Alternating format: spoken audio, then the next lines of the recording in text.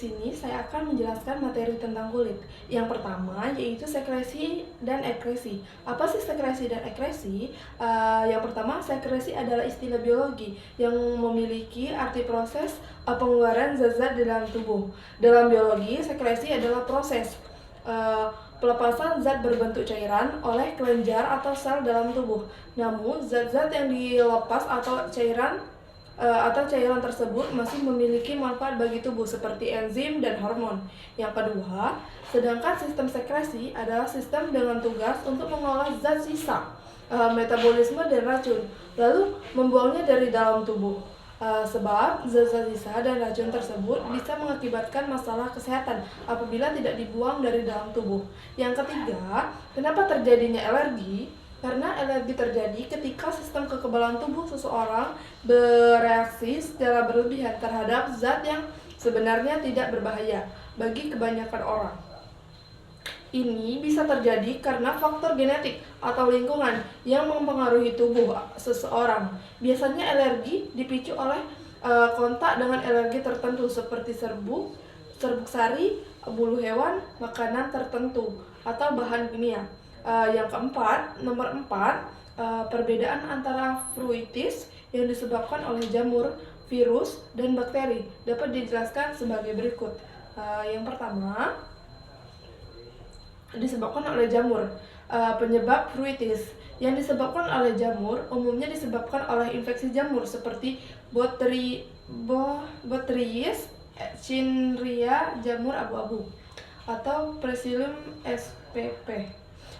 Karakteristik jamur menyebabkan pembusukan atau perubahan warna pada buah. Misalnya Botrytis cinerea dapat menyebabkan penampilan abu-abu atau abu-abu keputihan pada buah.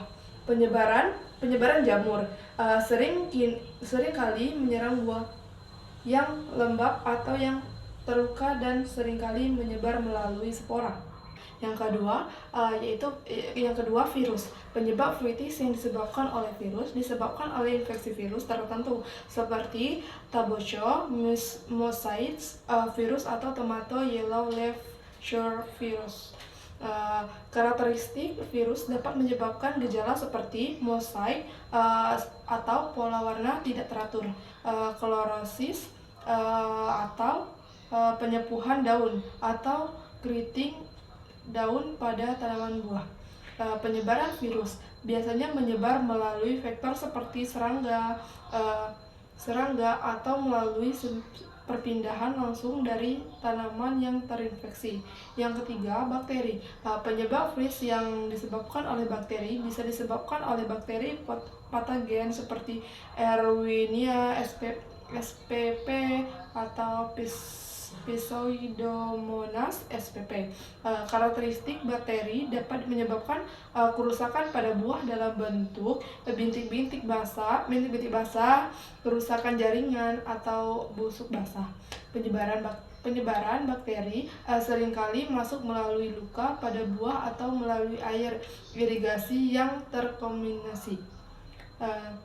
Secara umum, perbedaan ini mencakup agen penyebab, gejala klinis yang terlihat pada buah, dan cara penyebaran diagnosis yang dapat sangat penting untuk menentukan perlakuan atau langkah pengendalian yang efektif terhadap masing-masing penyebab fruitis ini. Nomor 5, yaitu tempat di mana pemberian obatan dapat berbeda-beda tergantung pada jenis obat dan kondisi medis pasien. Berikut beberapa tempat umum pemberian obat. Pemberian obat. Yang pertama, mulut atau oral. Obat diminum melalui mulut. Ini adalah cara pemberian yang paling umum dan praktis untuk sebagian besar jenis obat. Yang kedua, intravena atau IV. Obat disuntik langsung ke dalam pembuluh darah melalui vena. Metode ini memberikan efek obat yang cepat dan langsung ke dalam siklus darah. Yang ketiga, intramuskular atau yang disebut juga dengan IM. Obat disuntikkan ke dalam obat. Ini sering digunakan untuk obat yang memerlukan penyerapan yang cepat atau obat yang tidak dapat diberikan secara oral.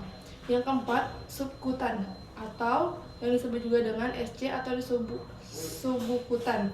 Obat disuntikkan di bawah lapisan kulit ke dalam jaringan lemak di bawahnya ini umumnya digunakan untuk obat yang memerlukan penyerapan lambat dan bertahap. Nomor 5, intradermal atau ID. Obat disuntikkan ke lapisan kulit paling atas. Ini sering digunakan untuk tes alergi atau pemberian vaksin tertentu. Yang keenam, rektal. Obat dimasukkan ke dalam rektrum. Cara ini digunakan untuk obat yang dapat diserap dengan baik melalui dinding usus besar. Yang ketujuh, vaginal. Obat dimasukkan ke dalam vagina. Ini dapat digunakan untuk perawatan lokal seperti subsitoria atau krim obat. Yang kedelapan, topikal. Obat dioleskan langsung ke kulit, misalnya salep, krim, atau gel, untuk efek lokal di tempat aplikasi. Pemilihan tempat pemberian obat tergantung pada sistem obat, tujuan pengobatan, dan kondisi medis individu pasien.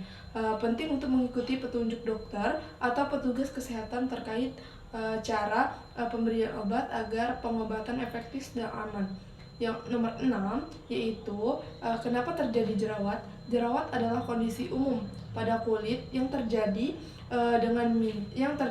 ketika folikel rambut tersumbat dengan minyak dan sel kulit mati. Beberapa faktor yang dapat menyebabkan terjadinya jerawat meliputi: yang pertama, produksi minyak berlebihan. Kelenjar minyak di kulit menghasilkan minyak berlebihan atau yang disebut juga dengan sebum. Ketika produksi sebum berlebihan, folikel rambut dapat tersumbat. Yang kedua, penumpukan sel kulit mati. Sel kulit mati dapat menumpuk di dalam folikel rambut dan bersama-sama dengan sebum menyumbat pori-pori kulit. Yang ketiga, proliferasi bakteri. Propionbacterium acnes yang biasanya hidup di kulit dapat berkembang biak secara berlebihan di folikel yang tersumbat menyebabkan peradangan. Yang keempat, perubahan hormonal. Perubahan hormon yang terjadi pada masa remaja, kehamilan, atau siklus menstruasi dapat meningkatkan produksi sebum yang dapat menyebabkan peningkatan resiko jerawat. Yang kelima, faktor genetik. Kecenderungan untuk mengalami jerawat dapat dipengaruhi oleh faktor genetik. Jika orang tua Anda memiliki jerawat, Anda mungkin juga lebih rentan terhadap kondisi ini. Yang keenam, iritasi kulit. Pemakaian produk kosmetik yang tidak sesuai atau terlalu banyak dapat menyebabkan iritasi pada kulit dan memperburuk jerawat. Yang ketujuh, stres. Meskipun bukan penyebab langsung, stres dapat mempengaruhi produksi hormon yang tertentu yang dapat memperburuk jerawat. Jerawat biasanya muncul di wajah, leher, dada, punggung, dan bahu karena daerah yang lebih aktif. Penanganan jerawat biasanya melibatkan perawatan kulit yang tepat, penggunaan obat-obatan topikal atau oral, dan dalam beberapa kasus, prosedur medis seperti pengelupasan kimia atau terapi cahaya. Sekian, terima kasih. Itulah yang dapat saya jelaskan mengenai materi tentang kulit. Wabillahi taufiq wal hidayah. Wassalamualaikum warahmatullahi wabarakatuh.